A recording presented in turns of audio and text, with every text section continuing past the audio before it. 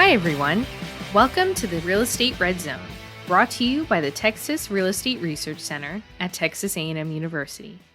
I'm Haley Reeder, Communications Specialist. Today is Wednesday, August 4th, 2021.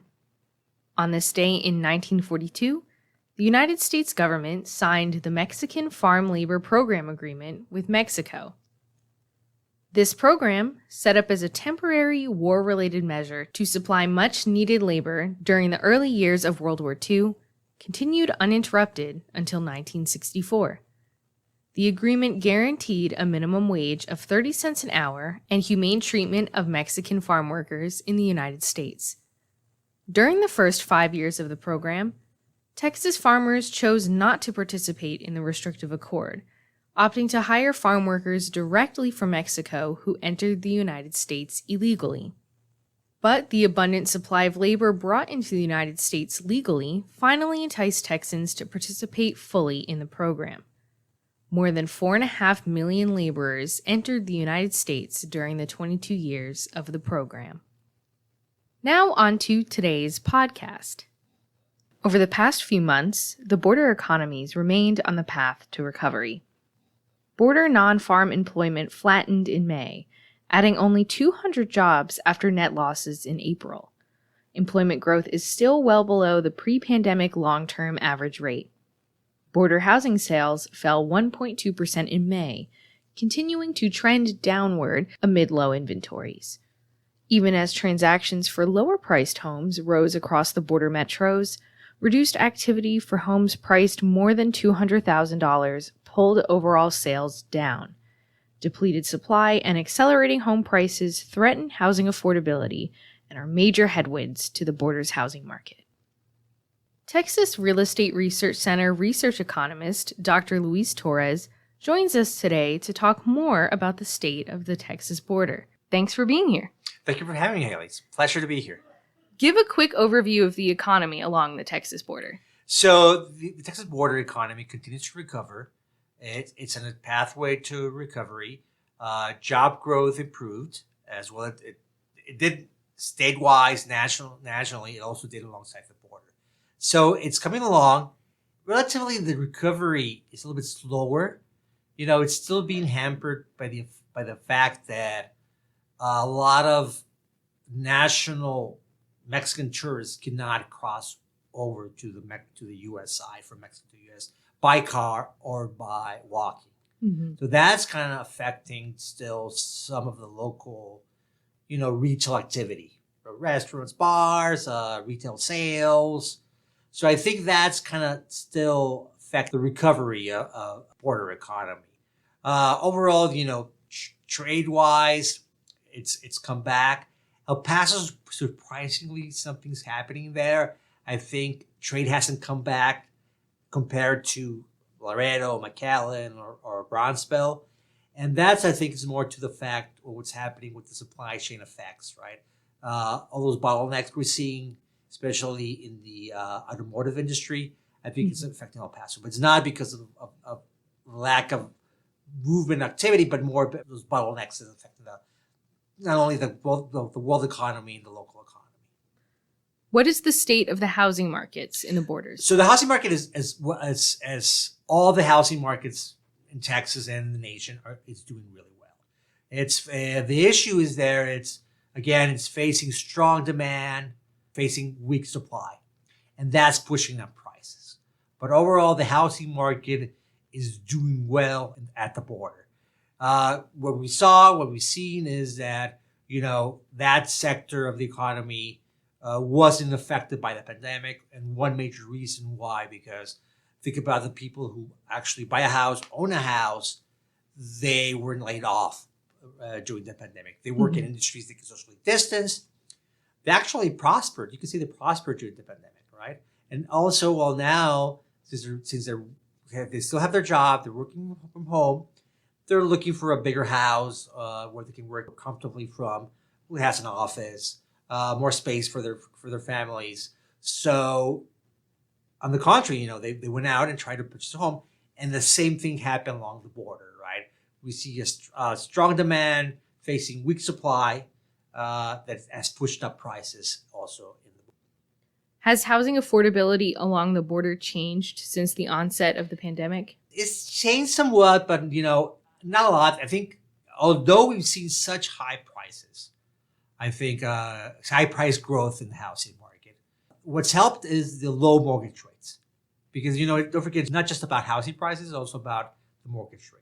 So the mortgage rate, I think, is one of the major reasons why the housing market continues so strong and demand continues so strong, because mortgage rates are continue to be low, right? So that's allowed affordability to kind of keep in check. Now, the issue is if you own a home, you have the facility of moving up, right, or building wealth. The issue is when you're outside looking in, you're a renter, and you want to come into the housing market. I think that's when you see that the effects of the pandemic, where the ability to purchase a starter home is not there. And that's when affordability comes into play. When you want to move from being a renter and become a home buyer. Because the issue is that practically you're not going to find a home with a price tag below $300,000 or $250,000. The case of the border, below $250,000. It's going to be really difficult for you to find a home in that price range. So that's when that affordability becomes more of an issue of trying to purchase that starter home, moving from being a renter to a homeowner. And I think that's what we're seeing, not only in the border, but in the rest of the state and the rest of the country, right? Given the high increase in prices, I'm maybe being priced out, even with the low mortgage rates. And that's making it difficult for people, for households to make that transition from renters to homeowners. What obstacles do the border metros face going forward? One of the obstacles I mentioned earlier was that when is the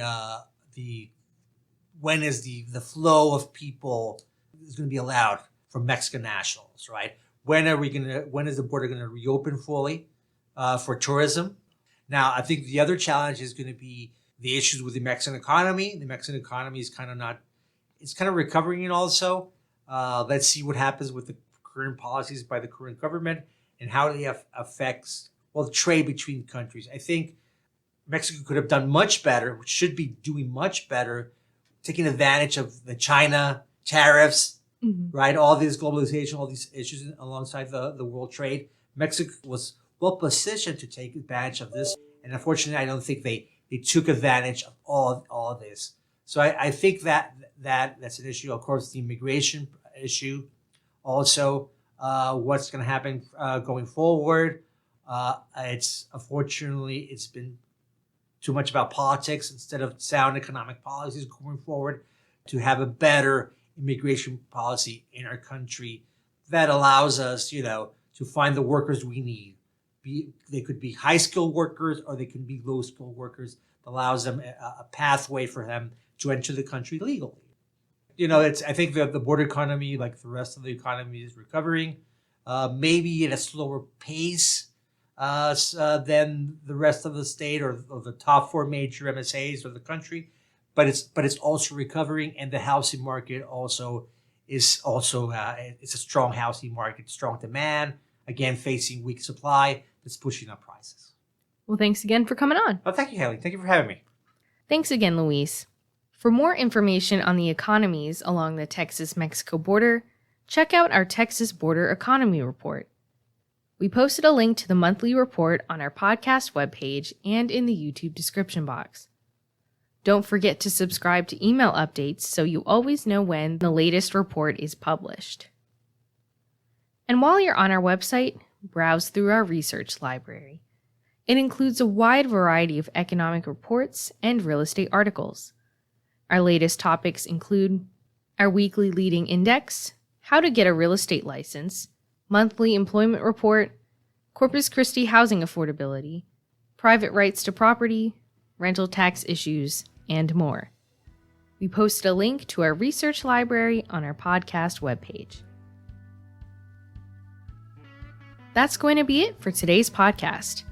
If you're looking for more from the Texas Real Estate Research Center, head to our website. That's www.recenter.tamu.edu. There, you'll find the latest data, research articles, news, and more. You can also check out the Center's News Talk Texas database, which is updated daily with the biggest headlines in Texas real estate. You can also subscribe to Recon, our bi-weekly newsletter, to get all the biggest stories sent straight to your inbox. To stay up to date on what articles are published on our website, follow us on social media. You can find us with the handle at RECenterTX on Facebook, Twitter, LinkedIn, and Instagram. For more podcasts like these, you can subscribe on iTunes or to our YouTube channel. All podcasts are also available for free on our website. Thanks for joining us today in the Real Estate Red Zone, brought to you by the Texas Real Estate Research Center in College Station, Texas, where we've been helping Texans make the best real estate decisions since 1971. This is Haley Reeder, and I'll see you next time. Bye!